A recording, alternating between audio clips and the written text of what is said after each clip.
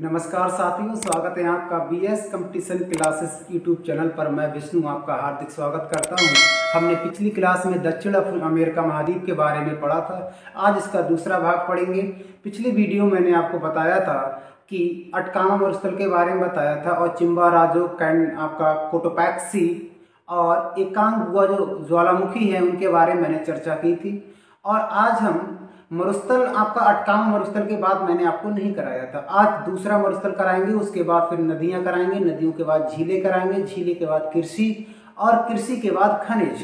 बिल्कुल टॉपिक वे में चलेंगे हम, ताकि आपको बिल्कुल पढ़ने में कोई दिक्कत ना हो कि इसमें कृषि क्या क्या है, कौन कौन सी झीलें हैं, कौन कौन से पर्वत हैं, पठार है, ये सब एकदम सिक्वेंस से चलेंगे हम लोग, ठीक है ना। तो आज हम पढ़ने वाले हैं दक्षिण अमेरिका महाद्वीप के बारे में। तो आज बात करते हैं, मैप बना लेते हैं पहले। मैप से आपको बहुत अच्छे से याद होगा, मैप से कितना अच्छा लगता है पढ़ने में, ठीक है ना, कितना अच्छा लगता है पढ़ने में। मैप से देखते हैं, ठीक है। देखो ये मैंने मैप बनाया आपका। इसमें कितने देश है? 13 देश है। ये मैं पहली वीडियो में बता चुका हूं। आज देश नहीं लिखाएंगे, सीधे सीधे इसके बारे में बताना स्टार्ट करते हैं। हमने अटकामा मरुस्थल के बारे में बता दिया था। यहाँ पर क्या हमारा अटकामा मरुस्थल है। आज दूसरा मरुस्थल है पैंटागोनिया मरुस्थल। कौन सा है? पैंटागोनिया का मरुस्थल। मरुस्थल कहाँ पर स्थित है? जहां मैंने बनाया है ये वाला जो स्थान है, ये वाला, ये पूरा पैंटागोनिया मरुस्थल है। तो पैंटागोनिया मरुस्थल के बारे में जानकारी लेते हैं।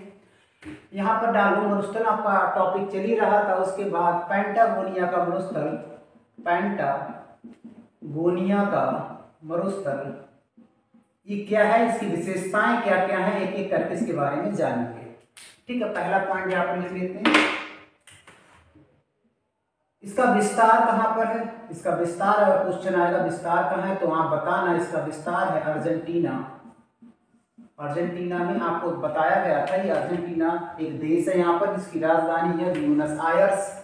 अगर दूसरा पॉइंट बताया जाए कैसा मरुस्थल है तो आप कहना कि शीत मरुस्थल है। ये कैसा मरुस्थल है? शीत मरुस्थल है। और क्या इंपॉर्टेंट है?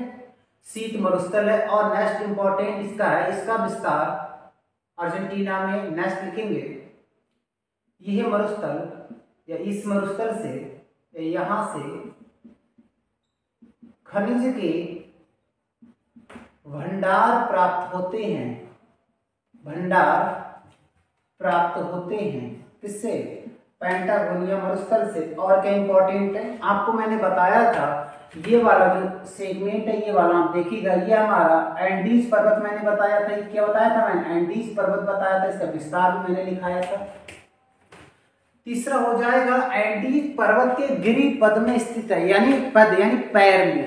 ये हमारा एक मनुष्य मान लो, इसके पैर में ही तो है ये। तो क्या लिखेंगे?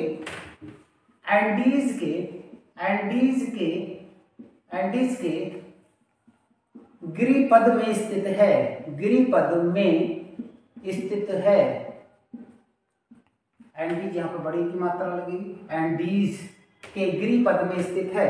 और क्या इंपॉर्टेंट है? चौथा पॉइंट होगा दक्षिण अमेरिका महाद्वीप का, दक्षिण अमेरिका महाद्वीप का सबसे बड़ा मरुस्थल है। सबसे बड़ा मरुस्थल है, ठीक है, मरुस्थल है। उसके बाद पांचवा पॉइंट क्या होगा? यहां पर भेड़ पालन किया जाता है। भेड़ पालन किया जाता है। ऐसा लिखो, यहाँ का मुख्य व्यवसाय भेड़ पालन है। ऐसे नहीं लिखें, ऐसे लिखो आप, अच्छा रहेगा। व्यवसाय क्या है यहाँ का? व्यवसाय, यहाँ का जो व्यवसाय है वो है भेड़ पालन का। किसका है? भेड़ पालन का।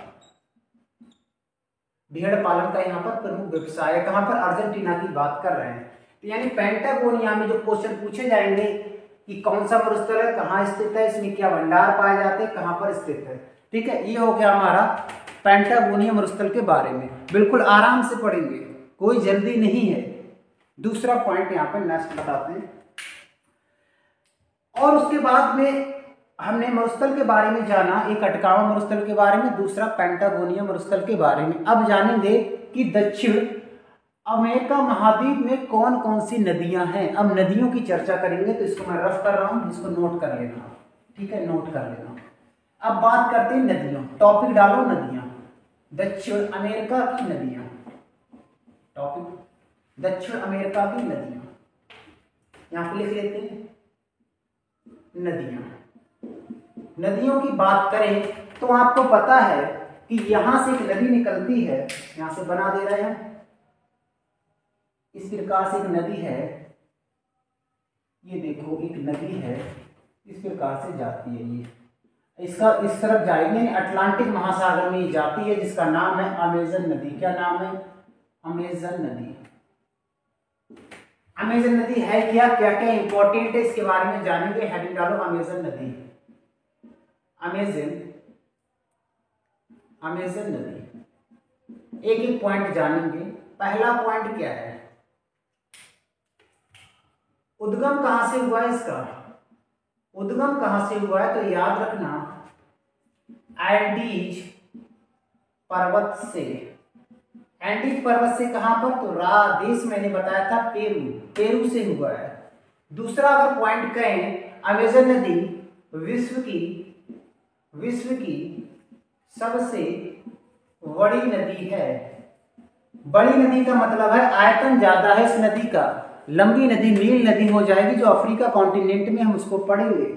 उसके बाद नेक्स्ट पॉइंट है आपका नंबर तीसरा, इसकी सहायक नदियां कौन कौन सी हैं। सहायक नदियां तो याद रखना, जो मोस्ट इंपॉर्टेंट है केवल वही लिखा रहे हैं, एक है निग्रो और मेडीरा। ये दो नदियां हैं। जो मेडीरा नदी है यह सबसे लंबी सहायक नदी है, अमेजन की सबसे लंबी सहायक नदी है। यानी निग्रो की बात करें तो निग्रो नदी ये वाली है और मेडीरा नदी ये वाली है, मेडीरा, और निग्रो नदी यहां पर है, निग्रो। उसके बाद नेक्स्ट अगर बात करें, चौथा पॉइंट इसकी बात करें तो अमेजन के क्षेत्र में, अमेजन नदी के क्षेत्र में सैलवास घास के मैदान पाए जाते हैं, सैलवास घास के मैदान पाए जाते हैं। सैलवास यानी कहने का मतलब ये जो क्षेत्र है अमेजन का, ये वाला जो क्षेत्र है, यहां से कौन से घास के मैदान पाए जाते हैं, तो याद रखना सैलवास घास के मैदान पाए जाते हैं। उसके बाद इसका पांचवा पॉइंट क्या होगा, यह नदी भूमध्य रेखा के समांतर,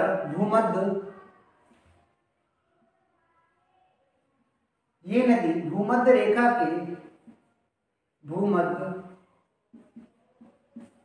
के समांतर बहती है।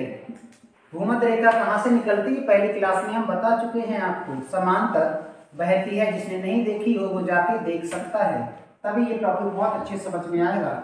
सातवां पॉइंट क्या होगा, अमेजन के क्षेत्र में, अमेजन के बेसिन का मतलब होता है कितना एरिया अमेजन नदी कवर करती है अपनी आर्द्र से। अमेजन बेसिन से चंदन और रबर का उत्पादन अधिक होता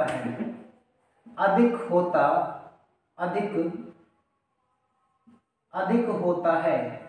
याद रखिएगा, तो ये क्वेश्चन आता है कि जो चंदन का उत्पादन कहां से होता है, तो आप क्या कहेंगे, अमेजन के बेसिन से चंदन और रबर का बहुत ही मात्रा में उत्पादन होता है, बहुत अधिक मात्रा में। तो चंदन का निर्यात किया जाता है यहां से। तो चंदन का निर्यात करने के लिए एक शहर का नाम आपको बहुत याद रखना है, जिसका नाम है मानुस शहर। ये शहर कहां पर पड़ता है, तो आप कहना ब्राजील में है। ब्राजील का मानुस शहर चंदन के निर्यात के लिए जाना जाता है। और अभी आपने देखा होगा एक मूवी आई है पुष्पा में चंदन की तस्करी को लेकर पूरी कहानी बताई गई है कि मैं झुकेगा नहीं साला, समझ गए ना, वही वाली मूवी है। कहने का मतलब अमेजन नदी के बारे में इतने फैक्ट आपको पता होने चाहिए।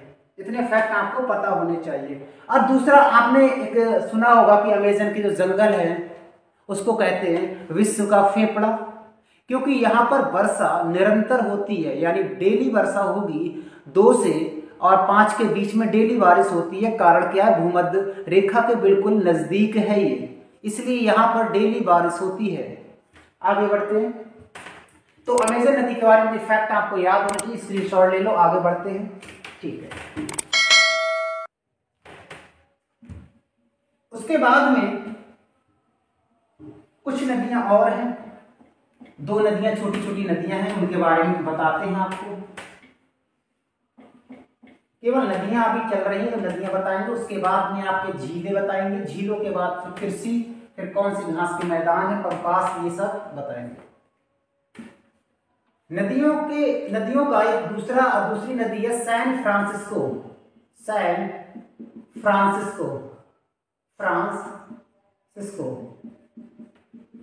और दूसरी नदी है पराना। ये दोनों नदियों का जो उद्गम होता है, उद्गम कहां से होता है? उद्गम, तो दोनों नदियों का उद्गम होता है उच्च ब्राजीलियन भूमि से। दिखाते हैं, दर्शाते हैं मैप में कहां पर है, देखो। दूसरा मार्कर ले लेते हैं। ये वाला जो क्षेत्र है, ये वाला जो मैं ब्लू कलर से आपको गोला करके बताया है, यही क्षेत्र है उच्च ब्राजीलियन भूमि। उच्च ब्राजीलियन उच्च का मतलब होता है 0 से, यानी सतह से लगभग 200 मीटर ऊंची भूमि को उच्च भूमि कहते हैं, 200 या 300 मीटर। ठीक है, तो यहां से 2 नदियों का उद्गम हुआ है। और ये पराना नदी पर एक बांध है, इटेपू बांध बंधा हुआ है किस पर? पराना नदी पर। तो ये नदियां 2 आपको पता होनी चाहिए। कौन सी नदियां हैं ये? एक तो सैन फ्रांसिस्को है, दूसरी पराना है। तो इसके बारे में आपको पता होना चाहिए। अगले बढ़ते हैं। अब हेडिंग डालेंगे झीलों के बारे में। क्या डालेंगे? झीलों के बारे में। ठीक है, झीलों के बारे में। अच्छा, एक पॉइंट और यहां पे लिखा देते हैं आपको, ध्यान से देखिएगा। यहां पर एक देश बताया था वेनेजुला, यहां पर एक देश बताया था, एक तो कोलंबिया था और ये था हमारा वेनेजुला, ये वाला देश। ठीक है, और यहां पर मैंने गुआना बताया था, गुआना एक देश है। तो यहां पर हम बात करेंगे गुआना उच्च भूमि की। गुआना उच्च भूमि की बात करते हैं, उच्च भूमि की बात करते हैं, क्योंकि यहां से नदी निकलती है, इसलिए इसकी बात करेंगे। तो नदियां अभी पढ़ा रहे हैं हम आपको, नदियों की बात करते हैं। तो यहां से कौन सी नदी निकली है? तो बात करते हैं कैरोनिको नदी का उद्गम होता है, और कैरोनिको जो नदी है, इसकी सहायक नदी है कैरो, और ओरोनिको है, सॉरी इसका नाम क्या? ओरोनिको, बिल्कुल याद आ गया, ओरोनिको है, ओरोनिको या ओरेनिको भी लिखा होता है, ओरेनिको नदी का उद्गम होता है। इसकी एक सहायक नदी है, यहाँ क्वेश्चन पूछा जाता है कैरो या कैरोन लिखा होता है कि कैरीन लिखा होगा। इसकी सहायक नदी है कैरो नदी। कैरो नदी पर विश्व का सबसे बड़ा जलप्रपात है। अब आप कहोगे कौन सा जलप्रपात है जो विश्व का सबसे बड़ा जलप्रपात है? एंजिल जलप्रपात। कौन सा है? एंजिल जलप्रपात है। ये आपको याद प्रपात है, ये आपको याद होना चाहिए। एंजिल जलप्रपात किस नदी पर है, ये आपको पता होना चाहिए। याद रखना, गुआना उच्च भूमि में ही लाओस घास के मैदान पाए जाते हैं। लाओस घास के मैदान पाए जाते हैं। अगर आपसे कोई पर्टिकुलर एक देश पूछ ले कि लाओस घास के मैदान कहाँ पाए जाते हैं, तो देश का नाम आप याद रखना वेनेजुला हो जाएगा। अगर पर्टिकुलर किसी देश के बारे में पूछा जाए कि लाओस घास के मैदान कहाँ पाए जाते हैं, तो याद रखना वेनेजुला हो जाएगा। ये मैंने आपको 3 नदियों के बारे में बताया था। एक तो ओरोनिको नदी के बारे में बताया था, अमेज़न नदी के बारे में बताया था, सैन फ्रांसिस्को और पराना नदी के बारे में बताया था। अब हम आगे बढ़ते हैं, झीलों के बारे में बात करेंगे कि इस दक्षिण अमेरिका महाद्वीप में कौन कौन सी झीलों का जन्म हुआ है, या कौन सी सबसे बड़ी झील है और कौन सी सबसे छोटी झील है। 2-3 झीलों के नाम लिखाएंगे, आपको नोट कर लेना। ये आगे बढ़ते हैं, ठीक है, आगे बढ़ते हैं, फटाफट बता रहे हैं। और इसीलिए हम सिलो बोलते हैं और सिलो आपको कराया जा रहा है ताकि आपको एक एक चीज याद रहे, ठीक है। ज्यादा से ज्यादा वीडियो को आप शेयर करो ताकि और भी लोगों को पता लगे कि यहाँ पर कितना अच्छा कंटेंट दिया जा रहा है, बिल्कुल निःशुल्क में। आगे बढ़ते हैं, बात करते हैं झीलों की। क्या बात करेंगे? झीलों, यानी दक्षिण अमेरिका महाद्वीप में कौन कौन सी झीलें हैं। तो पहली झील का नाम है मराकाइबो, मराकाइबो, या इसको बोल सकते हैं मरेकबो भी बोलते हैं इसको, मराकाइबो या मरेकबो इसको बोलते हैं, अलग अलग इसके नाम हैं। इसके बारे में जानकारी लेते हैं। तो पहला फैक्ट हम इसमें याद रखेंगे, ये है कि यहाँ पर, इसको दर्शा देते हैं, ये है यहाँ पर मराकाइबो झील, ये है मराकाइबो झील, यहाँ पर दर्शाई गई है। यानी यहाँ पर आपका अटलांटिक महासागर है या कैरेबियन सी है, मैंने बताया नहीं था तो यहाँ पर मैं लिख देता हूँ। यहाँ पर हमारी है कैरेबियन सागर है, यहाँ पर हमारा है अटलांटिक महासागर, अटलांटिक महासागर है, यहाँ भी आपका अटलांटिक महासागर है। इस तरफ आपका प्रशांत महासागर है, इस तरफ क्या प्रशांत महासागर है आपका, ठीक है ना। मराकाइबो या मराकैबो भी होता है, मराकैबो या मरेकैबो, ये दक्षिण अमेरिका की सबसे बड़ी झील है, सबसे बड़ी झील है। आपसे क्वेश्चन पूछा जाएगा ये कहाँ है, तो याद रखना ये कहाँ पर स्थित है। तो याद रखना वेनेजुला में। दूसरी प्रकार से पूछा जाए कहाँ है, तो आप कह सकते हो कैरेबियन, या ऐसे लिखो वेनेजुला के उत्तर में स्थित है, वेनेजुला के उत्तर में स्थित है। एक झील हमने ये बता दी, दूसरी झील का नाम आपको याद रखना है। तो यहाँ पे मैंने आपको एक पेरू देश बताया था, पेरू के नीचे बोलीविया बताया था। कौन सा बताया था? पेरू और बोलीविया पहले वीडियो में। तो यहाँ पर एक झील पाई जाती है, मैंने ब्लू कलर से आपको बनाई है। इस झील का नाम है टिटिकाका। क्या नाम है इसका? टिटिकाका झील। टिटिकाका झील में क्या इंपॉर्टेंट है जानते हैं इनके बारे में फैक्ट। पहला, विश्व की सबसे ऊंची है, बड़ी नहीं, सबसे ऊंची नौगम्य झील है। कौन सी है? नौगम्य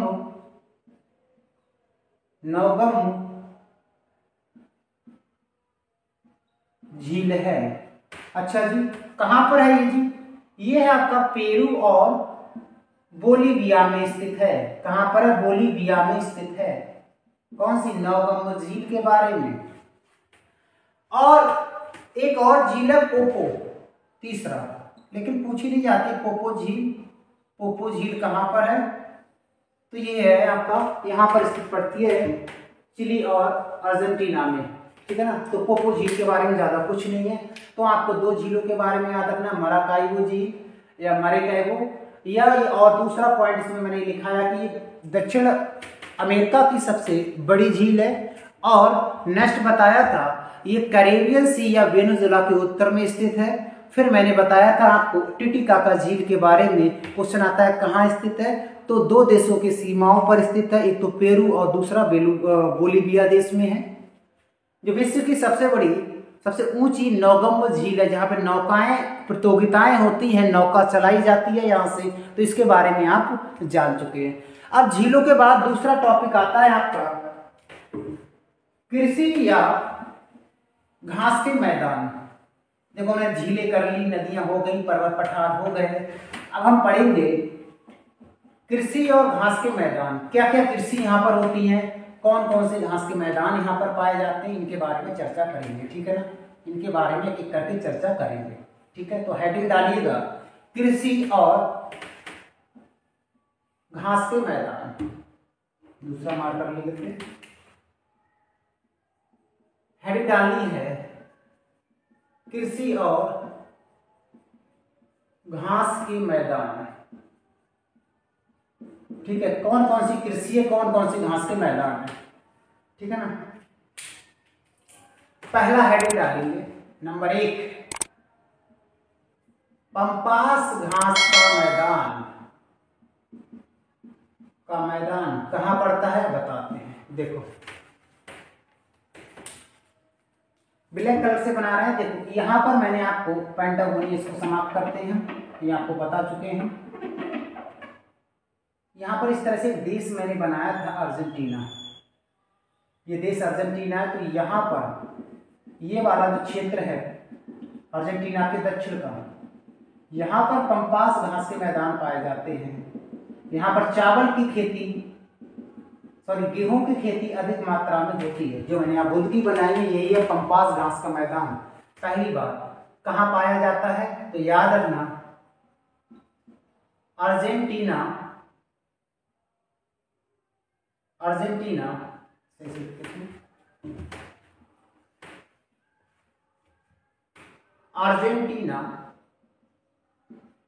में पाए जाते हैं, पहला पॉइंट।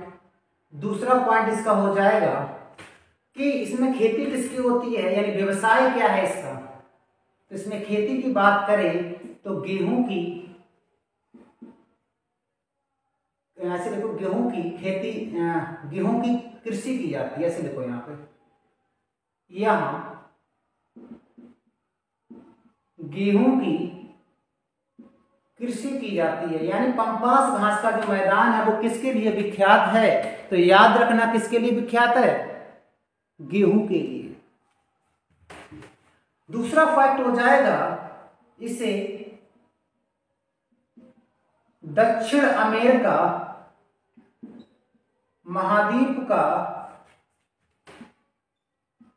गेहूं का कटोरा कहते हैं। गेहूं का कटोरा कहा जाता है।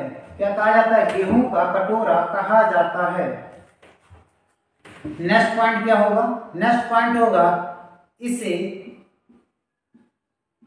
अर्जेंटीना का हृदय भी कहते हैं। कहने का मतलब है पंपास घास के मैदान कहाँ पाए जाते हैं, तो पहला फैक्ट होगा हमारा अर्जेंटीना में, जिसकी राजधानी है ब्यूनस आयर्स, जहां पर गेहूं की खेती की जाती है। और दक्षिण अमेरिका महाद्वीप का गेहूं का कटोरा किसे कहते हैं, तो पंपास ऑप्शन में होगा तो पंपास लगाएंगे, अर्जेंटीना ऑप्शन में होगा तो अर्जेंटीना को लगाएंगे। इसे अर्जेंटीना का हृदय भी कहते हैं। इसे अर्जेंटीना का हृदय कहते हैं, क्योंकि अर्जेंटीना की जो आय है वो गेहूं से ही और ये पंपास घास के मैदान से ही होती है। ठीक है ना, तो ये चीज आपको पंपास घास का मैदान याद रखना है। दूसरा फैक्ट यहाँ पे लिखा है, नेक्स्ट ये नोट कर लेना, आगे बढ़ते हैं। दूसरा घास का मैदान कौन सा है, अच्छा अमेजन नदी में बता दिया, ब्राजील कहाँ आपको बताना है मुझे। चलिए दूसरा घास का मैदान की बात करें, ठीक आगे बढ़ते हैं। चलिए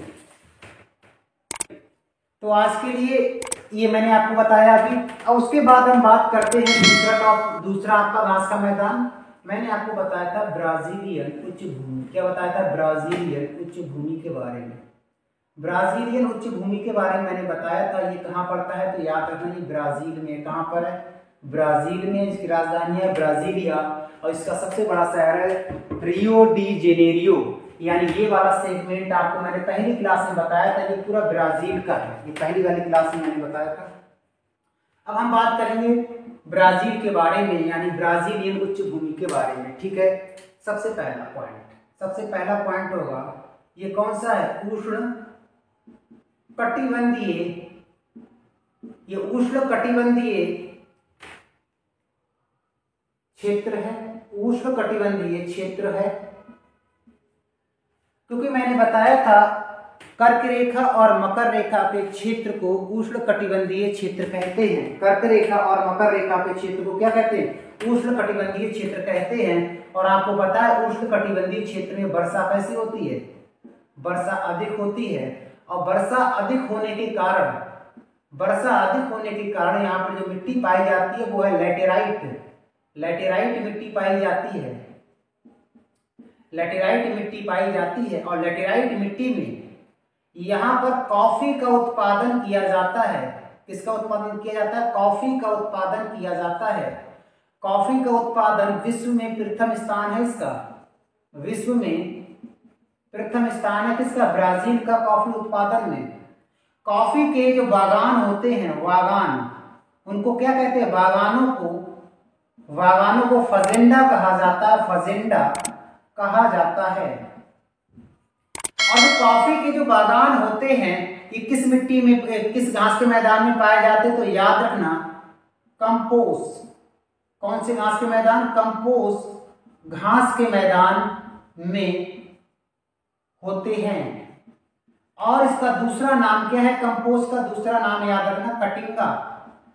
कटिंगा घास का मैदान भी कहते हैं। फिर से देखिए, ब्राजील उच्च भूमि उष्णकटिबंधीय क्षेत्र है, और जो उष्णकटिबंधीय क्षेत्र होता है वहां वर्षा की मात्रा अधिक होती है। जब वर्षा अधिक होगी तो वहां पे लैटेराइट मिट्टी पाई जाएगी। जब लैटेराइट मिट्टी पाई जाएगी तो वहां पर कॉफी का उत्पादन होता है। कॉफी का उत्पादन विश्व में नंबर 1 पे है ब्राजील। और इसके जो बागान है उनको फजेंडा कहा जाता है। और जो बागान स्थित होते हैं वहां पर कंपोस्ट घास के मैदान होते हैं, और कंपोस्ट घास के मैदान को कटिंगा कहा जाता है। और यहीं पर इन्हीं घास के मैदान में गाय, यहाँ पर पशुपालन लिखो, पशुपालन, यहाँ पर क्या लिखो? पशुपालन, पशुपालन भी किया जाता है। अब पशुपालन में किसका पशुपालन होता है? यहाँ पर लिखते हैं गाय का, गाय का मुख्य रूप से। अब आपको गाय का दूध निकालने के लिए, घी निकालने के लिए बिल्कुल नहीं। गाय का जो मांस होता है, गाय का जो मांस होता है उसका निर्यात किया जाता है। वहां गाय का मांस का निर्यात किया जाता है, ये चीज आपको याद होनी चाहिए। और अर्जेंटीना भी गाय का एक निर्यातक देश रहा है। अर्जेंटीना भी गाय का मांस का निर्यातक देश रहा है। यहाँ पर गाय का जो मांस होता है वो यूरोप कॉन्टिनेंट में अधिक मात्रा में जाता है, वहां के लोग इसे बहुत ज्यादा पसंद करते हैं। अगली दूसरी बात बताते हैं इसके बारे में, कटिंगा कंपोस्ट। बात करते हैं कॉफी की। आपको पता है ब्राजील में एक शहर है साओ पोलो यहाँ पर, और यहाँ पर एक बंदरगाह है सैंटोस। यहाँ पर बंदरगाह कौन सा है? Santos, Santos. और यहाँ पर जो शहर है उसका नाम है साओ पोलो, साओ पोलो। इन दोनों के बीच में एक ट्रेन चलाई गई है, कॉफी ट्रेन या कॉफी रेल। यहाँ पे लिख देते हैं, साओ पोलो से सैंटोस, सैंटोस कौन सी रेल चलाई गई है? कॉफी रेल चलाई गई है। जो सैंटोस है ये दुनिया का, बोल सकते हैं दुनिया का सबसे बड़ा कॉफी का शहर है, कॉफी का शहर है। इसे कॉफी का शहर बोलते हैं। और कॉफी का बंदरगाह किसे बोलते हैं? ये दुनिया का सबसे बड़ा कॉफी बंदरगाह है। क्या है ये? दुनिया का सबसे बड़ा कॉफी बंदरगाह है, कॉफी बंदरगाह है। तो ये क्वेश्चन पीसीएस में कई बार पूछा गया है, और कई बार जो आपका मंडी परिषद में पेपर आया था तो उसमें भी कई बार ये क्वेश्चन पूछा गया है कि बताइएगा विश्व का सबसे बड़ा कॉफी बंदरगाह कौन सा है, या विश्व का सबसे बड़ा कॉफी का शहर कौन सा है। तो ये आपको पता होना चाहिए। यही है जिसके बीच में रेल की रेल ट्रेन चलाई गई है। तो ये आप नोट करो, इसको आगे बढ़ते हैं। ठीक है, आगे बढ़ते हैं। अच्छा, इसी में एक चीज और बता देते हैं आपको ब्राजील के बारे में, एक छोटी और जानकारी। ब्राजील में गन्ना उत्पादन किया जाता है, ये विश्व में प्रथम स्थान है, विश्व में प्रथम स्थान है। और भारत का कौन सा स्थान है? भारत का दूसरा स्थान है। और ब्राजील का सबसे जो बड़ा शहर है, बड़ा शहर का नाम मैंने बताया था रियो डी जेनेरियो। क्या नाम है? Rio de Janeiro, Rio de Janeiro. ये ब्राजील का सबसे बड़ा शहर है। अब आप इसको नोट करो, आगे बढ़ते हैं। ठीक है, आगे बढ़ते हैं, चलिए। अब देखिए घास के बारे में हमने आपको बता दिया। अब पढ़ेंगे हम खनिज के बारे में। क्या पढ़ेंगे? खनिज के बारे में, ठीक है ना। क्या पढ़ेंगे? खनिज के बारे में कि कौन कौन से खनिज दक्षिण अमेरिका महाद्वीप में पाए जाते हैं। बिल्कुल आराम से पढ़ रहे हैं, कोई जल्द नहीं है, जल्दीबाजी नहीं है, बिल्कुल अच्छे से करेंगे इसको कंप्लीट, ताकि आपका कोई भी क्वेश्चन यहां से गलत ना हो पाए। समझ गए ना।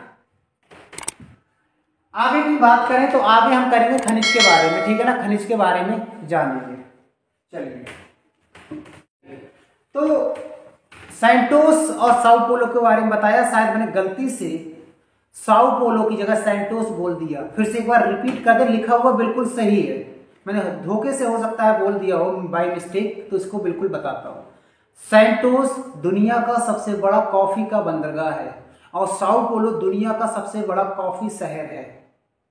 करेक्ट कर लेना, और गलत लिखा हो। आगे बढ़ते हैं।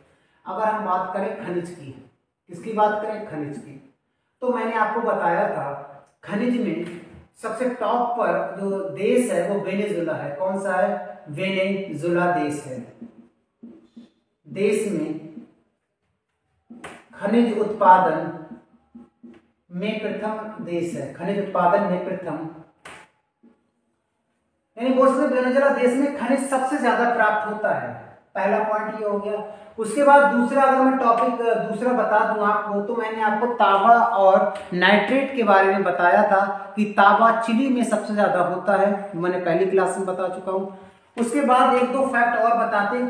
कॉन्डोर एक पक्षी है जो अमेज़न के जंगल में पाया जाता है। ये भारत का या दुनिया का सबसे बड़ा शिकारी पक्षी है। दुनिया का सबसे बड़ा शिकारी पक्षी है। क्वेश्चन आएगा सबसे बड़ा शिकारी पक्षी कौन सा है, तो आप क्या बोलेंगे? कैंडोर पक्षी। दूसरा फैक्ट, दुनिया की सबसे हल्की लकड़ी, दुनिया की सबसे हल्की लकड़ी कहां पाई जाती है? अमेज़न के जंगल में। इसका नाम है सालवा। क्या नाम है? सालवा। जो कहां पाई जाती है? अमेज़न के जंगल में पाई जाती है। और एक आपको यहां पर याद रखना जलसंधि के बारे में। जलसंधि भी है यहां पर, मैंने आपको पहली क्लास में बताया था कि लास्ट में लिखाएंगे। यहां पर पढ़ती है, देखो, मैगलन जलसंधि। कौन सी जलसंधि है? मैगलन जलसंधि। तो मैगलन जलसंधि किस किस को जोड़ती है? तो याद रखना, अटलांटिक महासागर को प्रशांत महासागर से जोड़ती है, और अर्जेंटीना या ब्रैकेट में लिख सकते हो दक्षिण अमेरिका महाद्वीप, अर्जेंटीना को टेरा डेल फ्यूगो को अलग करती है। ये हमारा पूरा दक्षिण अमेरिका महाद्वीप के बारे में पूरा कंप्लीट वीडियो हो गया है। और आज के लिए इतना ही। वीडियो अच्छी लगे तो शेयर जरूर करें और चैनल पर नए हो सब्सक्राइब करें, ताकि पहली वीडियो जो आएगी वो आपके पास नहीं आएगी, ऐसे समझो आप। तो बिल्कुल बने रहिए और बिल्कुल इसी प्रकार से हम सातों कॉन्टिनेंट को करेंगे। मिलते हैं अगली वीडियो में। आज के लिए इतना ही। जय हिंद, जय भारत।